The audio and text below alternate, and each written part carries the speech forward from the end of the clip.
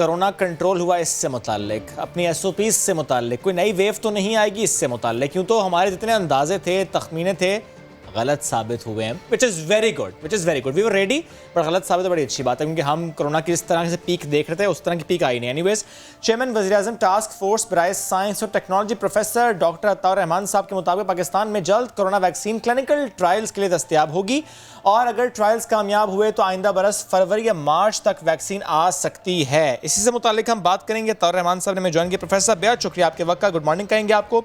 Sir, थोड़ा सा share कर सकते हैं, इससे पहले डॉक्टर जावेद अकरम साहब की जानिब से एक बात की गई थी ऑस्ट्रेलियन वैक्सीन से मुताल्लिक, नोटिस हुआ था उनको, थोड़ा उससे मुताल्लिक भी बताएंगे what exactly was the matter, और अब जो आपने बात की कि वैक्सीन का ट्रायल होगा और उसके बाद फिर जनवरी फरवरी तक आ जाएगी, इसकी भी डिटेल्स दीजिएगा प्लीज़। जी, बिस्मिल्लाहिर्रहमानिर्रहीम। वो जो आप ऑस्ट्रेलियन वैक्सीन की बात कर रहे हैं, वो जहाँ तक मेरा इल्म है वो ड्रैप के अप्रूवल के बगैर वो प्रेस कॉन्फ्रेंस उन्होंने कर ली थी, और इसकी वजह से उनको नोटिस इशू किया था कि अभी तक तो ड्रैप से भी अप्रूवल नहीं हुआ, आपने ये प्रेस कॉन्फ्रेंस कैसे करी है। तो वो फिर वो उसका मेरे ख्याल से मुनासिब जवाब दे देंगे।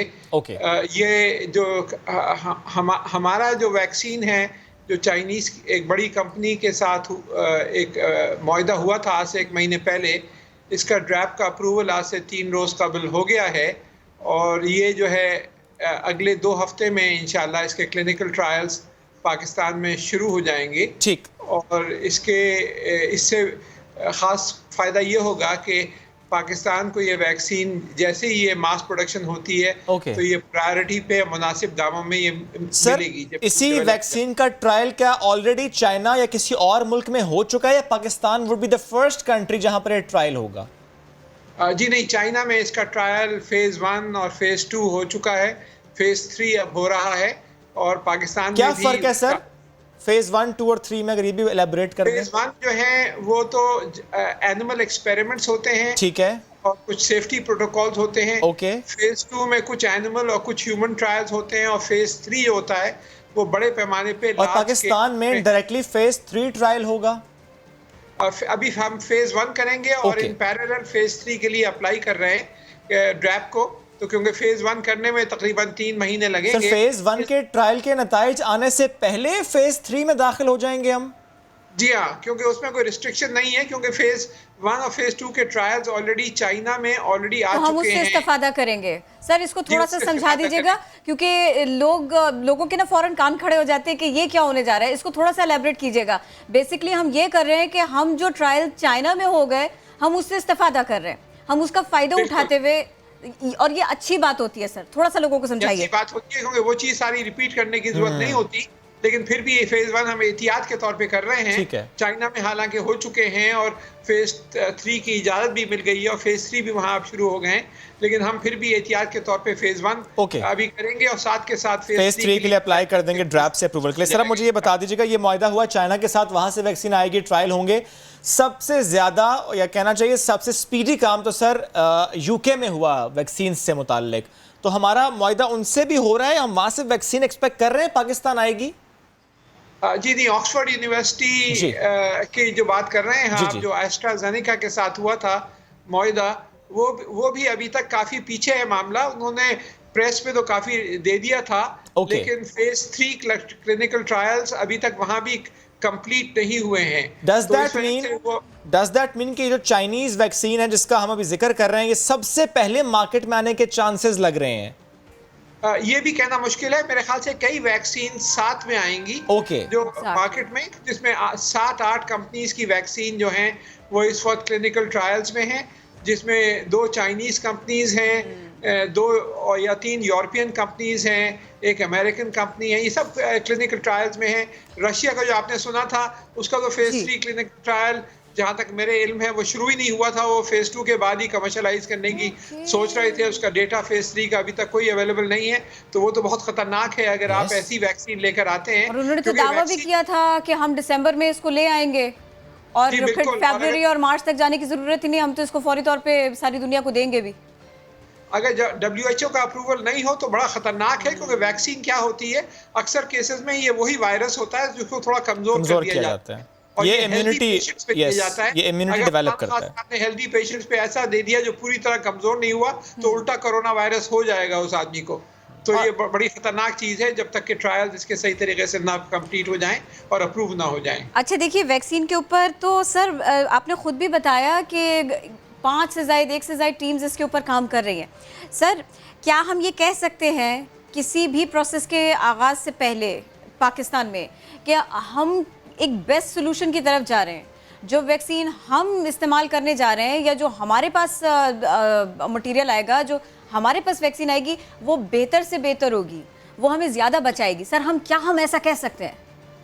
अभी नहीं कह सकते ये, क्योंकि हर वैक्सीन जो है थोड़ी बहुत मुख्तलिफ होगी एक दूसरे से। कुछ वैक्सीन जो हैं वो वीकेंड वायरस के बुनियाद पर हैं, कुछ इसके स्ट्रक्चर के बुनियाद पर हैं, कुछ इसके सरफेस प्रोटीन के बुनियाद पर हैं। तो सारी वैक्सीन जो हैं उनकी इफादियत मुख्तलिफ होगी और जब वो मार्केट में आएंगी तो पता चलेगा कि किसका रिजल्ट कितना है, कौन सी नहीं है। हम खुद भी वक्त होगा इस तरह का दावा करना। हम खुद भी काम कर रहे हैं वैक्सीन पर। पाकिस्तान में अभी तक कोरोना वायरस के खिलाफ वैक्सीन डेवलपमेंट पे कोई काम नहीं हो रहा है। यहाँ पर हमारे यहाँ वैक्सीन के मैदान में हम बहुत पीछे हैं।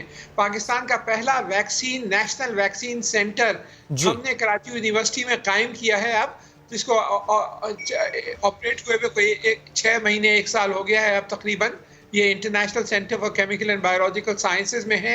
ये वाहिद नेशनल सेंटर है वायरोलॉजी का।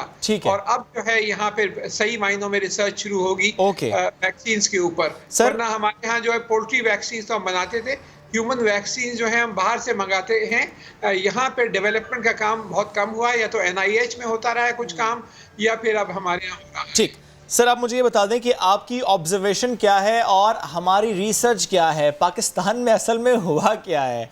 जो हमारे तखमीने थे, जो अंदाजे थे कोरोना को लेकर कि इसके फैलाव या खदशात थे सर, वो गलत साबित हुए। ऑब्जर्वेशन क्या है सर? ये हुआ क्या है? ये मौसम का असर था, हमारी इम्यूनिटी ज़्यादा थी, कोई BCG वैक्सीन का ताल्लुक था क्या, या पॉपुलेशन का तनासुब? एग्जैक्टली, असल में हुआ क्या है सर पाकिस्तान में? 5 वजूहात हैं इसकी। नंबर 1, हमने सही वक्त पे लॉकडाउन कर दिया, कंप्लीट लॉकडाउन जो किया। ये आग होती है एक किस्म की, एक दफ़ा फैल जाए तो काबू करना बहुत मुश्किल होता है।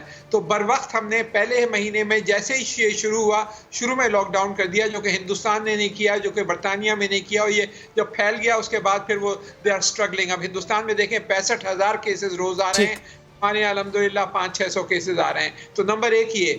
नंबर 2 जो है, हमने सेलेक्टिव लॉकडाउन की पॉलिसी जो थी हॉटस्पॉट्स को, वो बहुत स्मार्ट लॉकडाउन की, वो बहुत अच्छी रखी।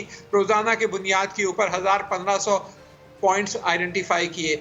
नंबर 3, हमारे यहाँ यंग पॉपुलेशन है। एवरेज पॉपुलेशन पाकिस्तान की 22 साल है, 65 साल से ऊपर सिर्फ 4% आबादी है।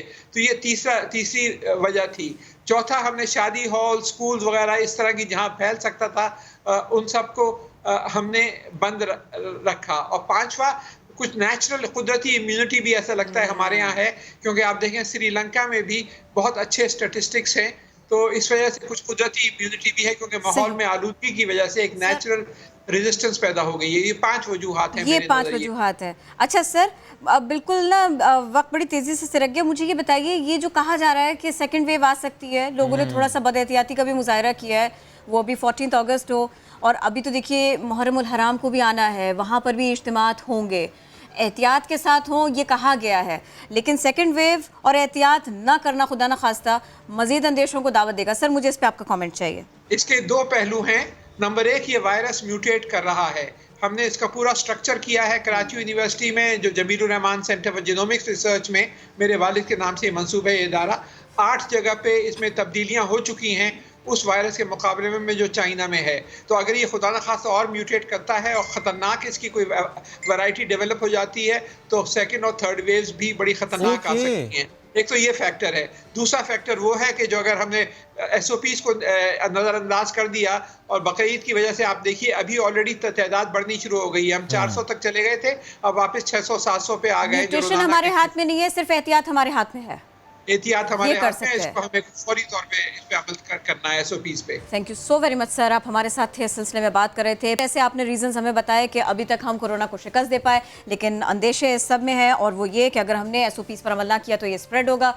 दूसरे ये कि म्यूटेशंस, इसमें जैसे जैसे तब्दीलियां होती रहेंगी तो हमारे चाइना के साथ में और ये दूसरे कंट्रीज़ के मुकाबले में कोरोना के जो इम्पैक्ट्स हैं ना वो मुख्तलिफ होते रहेंगे, वो सिचुएशन को भी केटर करना मुश्किल हो जाएगा। इसीलिए कहा जा रहा है SOPs पर अमल करें।